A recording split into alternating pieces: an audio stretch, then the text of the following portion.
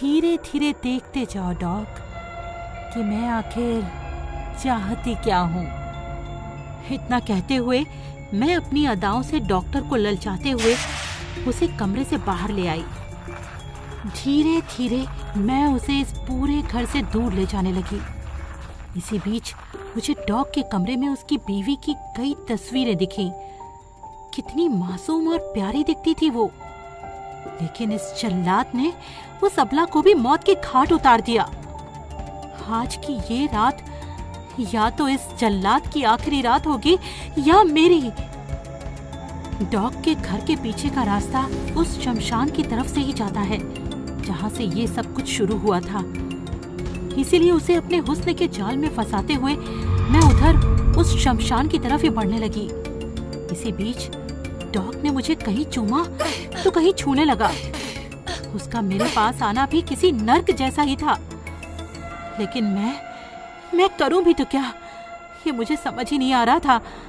इसी बीच डॉग मेरे पास आया और मेरी बाह को पकड़कर अपनी ओर खींच लिया और झटके से पेड़ की ओर ले गया और वो सब कुछ करने की कोशिश करने लगा।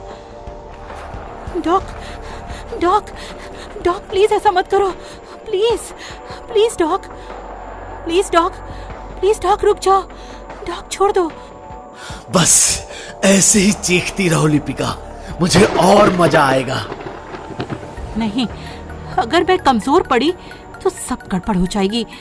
मुझे कुछ और ही सोचना होगा।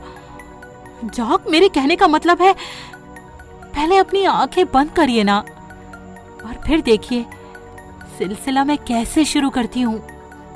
इतना कहते हुए मैंने अपनी उंगलियों को उसके गालों पर फेर दिया और उसने अपनी आंखें बंद कर ली और मैं मौका पाते ही वहां से भाग खड़ी हुई। डॉग को बहुत पीछे छोड़कर मुझे उसके चीखने की आवाज आई। इसका मतलब है कि उसे पता लग गया कि मैं उसके साथ धोखा कर रही हूँ। यानी अब अगर मैं उसके हाथ लगी तो मुझे कोई नहीं बचा सकता।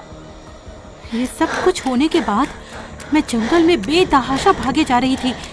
कुछ पता ही नहीं चल रहा था कि मैं कहाँ जा रही हूँ। जंगल की ओर मुझे कुछ मध्यम रोशनी दिखाई दे रही थी तो मैं उसी रोशनी की ओर भागने लगी, सीधे एक सड़क पर जा निकली। और तभी कोई चीज तेजी से आकर मुझसे टकरा गई और मेरी आंखों के आगे कुछ धुंधला हो गया।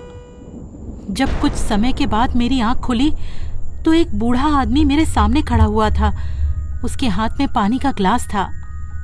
तुम ठीक तो हो ना बिटिया? अरे तुम एक गाड़ी से